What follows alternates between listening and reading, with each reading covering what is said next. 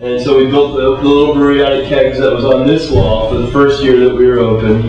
And I was the only brewer the first year we were open. I brewed something like 400 batches of beer in the first year because we only yielded 10 gallons at a time. But I'd do like 3 batches of beer a day. And so the kitchen's right on the other side of that road. And so I'd be like, oh my fucking god, another batch of stout, this is boring. So I go in the kitchen and take some coffee or some licorice root or the closest spice on the spice rack and say, yeah, I'll try a little of this.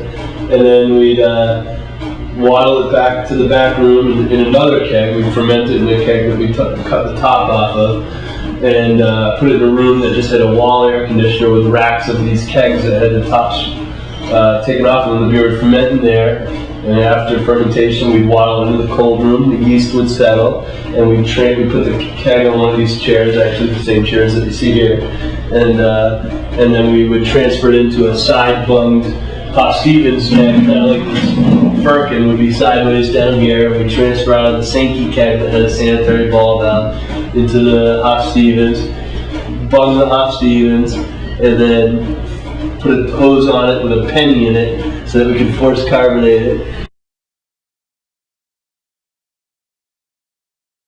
So we're upstairs at the Dogfish Head, the original location, and this is our pot still, as you can read. And we installed this in 2001. I guess we were the second brewery-affiliated distillery behind Fritz Maytag.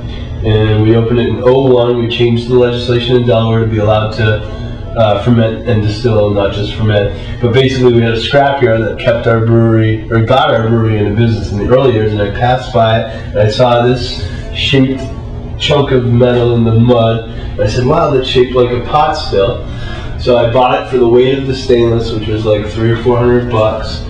And then we had people that were regulars here at the pub that were from Appleton Rum Distillery, and they were out their Canada location. They were huge fans of Worldwide Stout, so we did a little wampum trade of Worldwide Stout for engineering advice, and they helped us figure out the ratio of this metal that needed to be steam jacketed, which is what you see down here, how the cylinder would come up and meet with the refractory arm here, and then over here you see the condensing coil. They gave us an idea of what length copper condensing we needed, and we were too cheap to buy another vessel, so we welded 2 kegs together.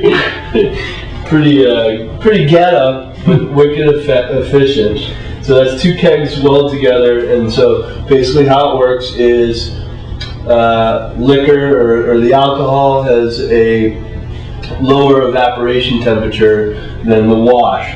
So the first thing that goes into gas is the alcohol, and so that goes into gas and then it comes down through here, and when it hits the cold water in the condenser, it goes back into liquid form and comes out as alcohol. And then we bring it into these 2 tanks that again were purchased at the scrapyard. And once we have a large enough volume, we send it through the still a second time, potentially a third time. Blissfully inefficient.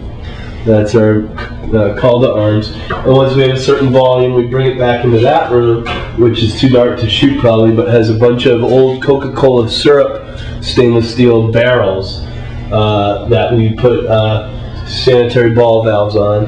And one will have oak in it, one will have beach plums in it, one will have maple syrup in it, one will have vanilla beans in it, and that's where we do all our infusions for our liquors. So, I don't know about you, but these alcohol fumes make me want to light up a cigarette. You got a smoke?